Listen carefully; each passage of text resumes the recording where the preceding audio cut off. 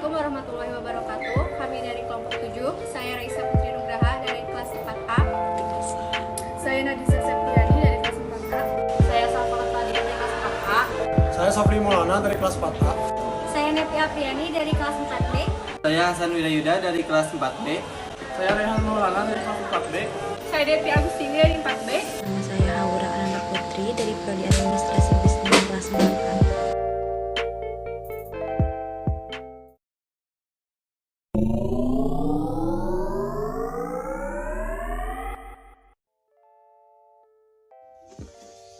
Assalamualaikum warahmatullahi wabarakatuh. Kami dari kelompok 7 dengan anggota Muhammad Safri Maulana, Raisa Putri Nugraha, Nadiza Septiani, Salva Latfah, Haura Ananda Putri. Di sini Hasan Wirayuda, Nevi Afriani, dan Richhan Maulana. Di sini kami akan mempresentasikan tentang manajemen rantai pasokan, outsourcing, dan sistem operasional yang ramping dalam mata kuliah manajemen operasi. Yang pertama ada manajemen rantai pasokan. Apa itu manajemen rantai pasokan? Manajemen rantai pasokan merupakan pengintegrasian proses bisnis dari pelanggan akhir melalui pemasok yang menyediakan produk, layanan, dan informasi yang menambah nilai bagi pelanggan. Manajemen rantai pasokan juga merupakan fasilitas, fungsi, serta kegiatan yang terlibat dalam produksi, penyampaian produk dan layanan atau jasa dari pemasok kepada pelanggan. Lalu strategi perusahaan dan rantai pasokan. Rantai pasokan yang pertama, rantai pasokan pada penyediaan layanan. Rantai pasokan penyediaan layanan atau jasa tidak selalu memberikan produk fisik bagi pelanggan dan tidak berfokus pada aliran produk fisik seperti bahan baku atau material, komponen, dan subrakitan, tapi melalui rantai pasokan. Pelayanan merupakan tindakan sebagai pengetahuan orang, contohnya seperti pendidikan, hiburan, dan keagamaan, koresersi, dan keselamatan, contohnya seperti transportasi, kesehatan, dan penginapan, lalu kepemilikan, contohnya seperti perbankan, cucian, dan bengkel. Kemudian informasi, contohnya seperti pajak, asuransi, dan pengacara. Yang kedua ada pengelolaan rantai pasokan. Pengelolaan rantai pasokan memfokuskan pada pengintegrasian dan pengelolaan aliran produk, jasa atau layanan, serta informasi melalui rantai pasokan untuk membuatnya tetap terhadap kebutuhan pelanggan dengan biaya total yang lebih rendah. Ada 3 isu mengenai pengembangan efisien dalam pengintegrasian rantai pasokan. Yang pertama, sebagai perpindahan pesanan melalui rantai pasokan menurut Heiser dan Render 2014. Selanjutnya, ada banyak cara untuk mengurangi bullwhip effect dan memperbaiki rantai pasokan. Yang pertama, menarik data yang akurat. Data yang akurat tersebut meliputi informasi penjualan setiap anggota rantai pasokan sehingga dapat dijadwalkan secara efektif. Yang kedua, penggunaan jumlah pembelian. Penggunaan pembelian dilakukan dengan cara pengembangan pengiriman ekonomis yang kurang dari muatan optimal. Yang ketiga, pengendalian pengisian satu tahap, yaitu mendesain anggota rantai pasokan yang bertanggung jawab dalam memonitor dan pengelolaan persediaan dalam rantai pasokan berdasarkan permintaan pelanggan atau penggunaan akhir. Yang keempat ada persediaan yang dikelola oleh pemasok, yaitu penggunaan pemasok lokal untuk mempertahankan persediaan perusahaan manufaktur atau pengecer. Yang kelima, kolaborasi dalam perencanaan, peramalan, dan pengisian, yaitu usaha mengelola rantai pasokan. Dan yang keenam, ini ada blanket order, yaitu kontrak pembelian terhadap item tertentu dari pemasok. Yang ketujuh ada standarisasi, dilakukan untuk mengurangi variabilitas produk sehingga bahan baku, komponen, ataupun produk yang disampaikan itu seragam. Yang kedelapan ada penundaan dalam menyimpan berbagai modifikasi atau kustomisasi produk. Konsepnya adalah meminimalkan berbagai varian internal maupun eksternal.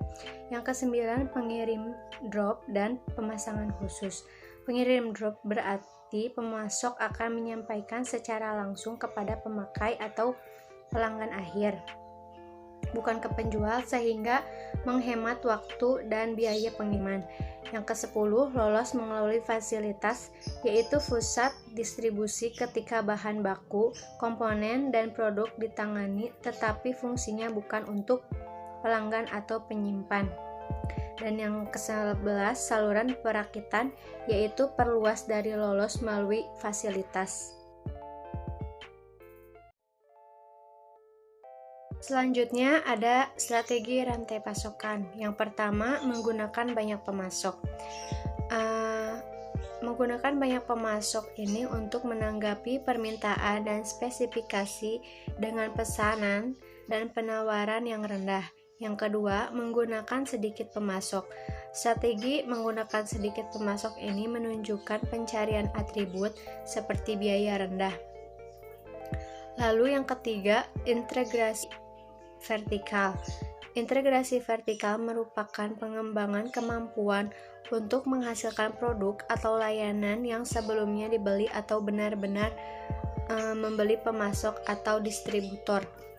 Yang keempat, ada kerjasama atau disebut dengan joint ventures. Karena integrasi vertikal dianggap berbahaya dan bersifat informal, perusahaan kemudian memilih melakukan kerjasama yang lebih formal lagi. Contohnya dengan kerjasama ini, kerjasama tersebut juga bertujuan untuk mendorong pengembangan produk baru dan keahlian teknologi, pengangguran biaya, serta peningkatan keamanan pemasaran. Yang kelima ada jaringan kerja Keiretsu. Perusahaan manufaktur dari Jepang memiliki strategis yang berbeda, tetapi masih merupakan bentuk kolaborasi atau kerjasama dengan menggabungkan strategi dengan sedikit atau beberapa pemasok dan integrasi vertikal. Lalu yang keenam, perusahaan maya atau virtual company. Pada beberapa keterbatasan integrasi vertikal seperti kemajuan teknologi, perubahan perusahaan yang menjadi terlalu birokratis atau menjadi perusahaan kelas dunia sehingga perusahaan menjadi sulit dipahami dan dikelola. Mungkin selanjutnya akan dilanjutkan oleh teman saya Haura Ananda Putri. Assalamualaikum warahmatullahi wabarakatuh. Perkenalkan, nama saya Haura.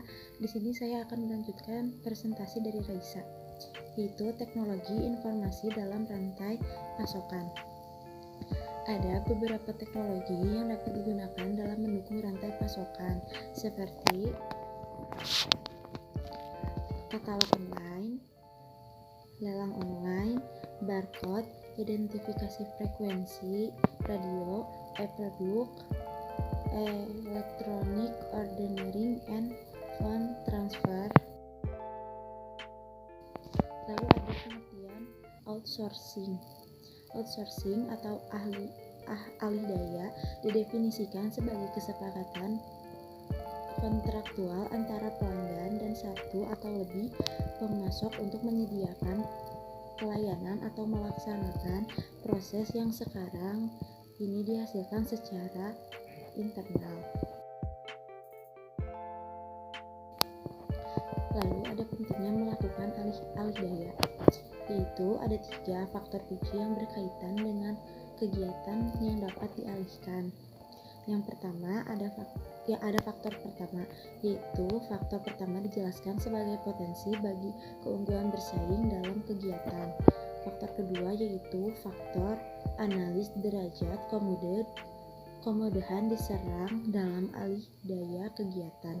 Faktor ketiga yaitu penentu yang meliputi penilaian ukuran pengendalian yang dibutuhkan untuk mengurangi kemudahan diserang. Lalu ada 4 tahap yang harus diidentifikasi untuk menentukan mana proses yang dapat dialihdayakan, yaitu yang pertama untuk menentukan kegiatan bisnis inti, yang kedua mengevaluasi kegiatan rantai nilai untuk relevan, yang ketiga menyelenggarakan analisis biaya total dari kegiatan-kegiatan inti, yang keempat analisis hubungan. Lalu ada perencanaan strategis dan kompetisi inti, yaitu perencanaan strategis dimulai dari menyusun pernyataan mengenai misi dan penyusun tujuan dengan misi dan tujuan tertentu.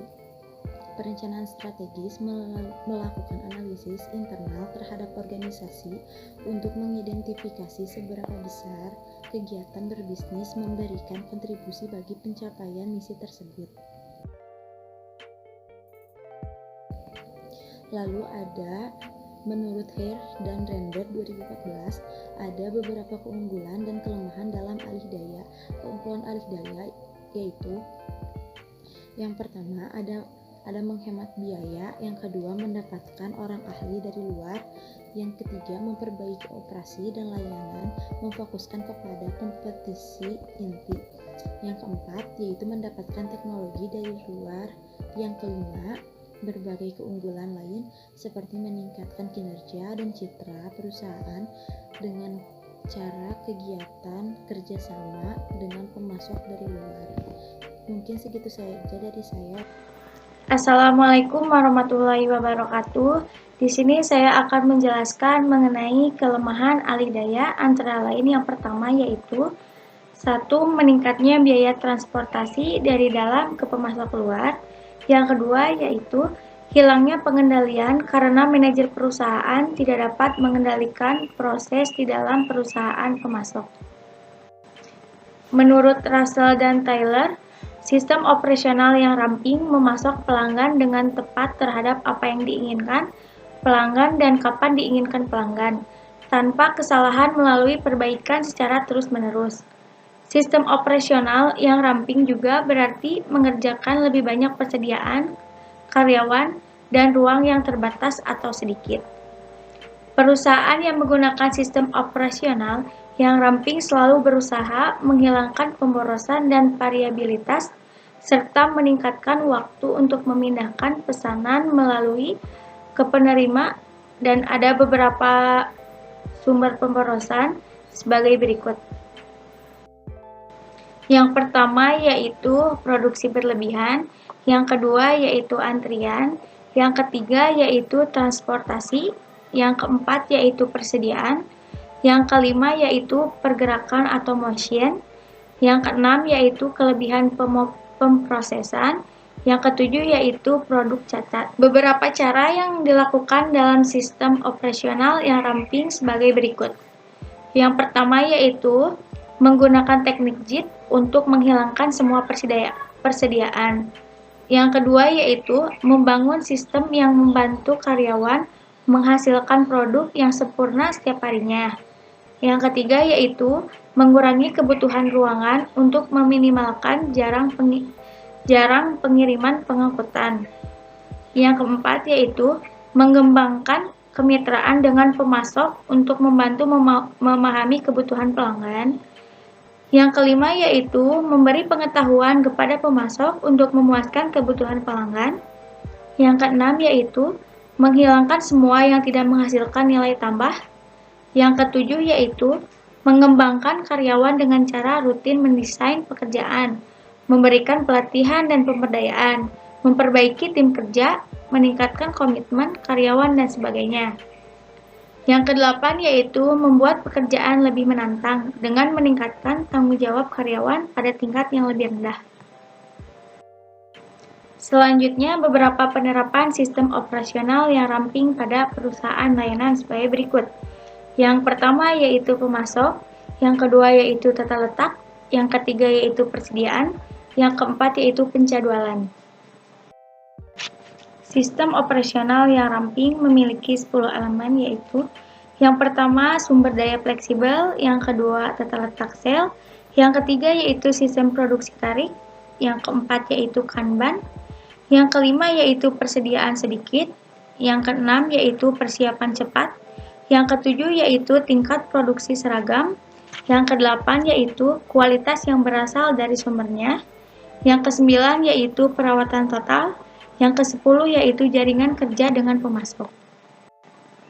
Mungkin cukup sekian dari kelompok kami. Apabila ada kesalahan atau kekurangan mohon dimaafkan. Wabillahi taufiq wal hidayah. Wassalamualaikum warahmatullahi wabarakatuh.